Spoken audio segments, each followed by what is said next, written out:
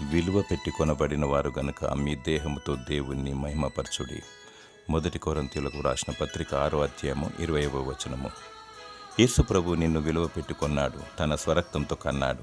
నీవు ఆయన సొత్తు. చాలాసార్లు నేను దేవుని బిడ్డను అని రోషముతో చెబుతాము, కానీ సాతానుకు ఇష్టమైన పనులు అనగా చెడు పనులు, అబద్ధము, దొంగతనము, వ్యభిచారము, నరహత్య, కామ వికారముతో కూడిన అసహ్యమైన తలంపులు, ఇవన్నీ సాతానునికి ఇష్టమైన పనులు.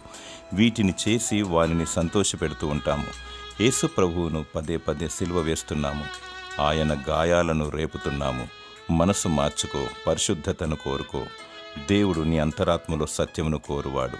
చూపు ద్వారా, క్రియ ద్వారా, తలంపు ద్వారా, మనసు ద్వారా, వినికిడి ద్వారా, ప్రాణాత్మ దేహము ద్వారా చేసిన ప్రతి తప్పిదమును క్షమించమని కోరుము. దేవుడు నిన్ను క్షమిస్తాడు. ఆయన ప్రాణాత్మ దేహములను నరకములో వేయగల శక్తిమంతుడు. ఆయనకు మాత్రమే భయపడుము. దేవుణ్ణి మహిమపరచుము. దేవుడు నిన్ను పవిత్రపరిచి నిన్ను దీవించునుగాక. ఆమేన్.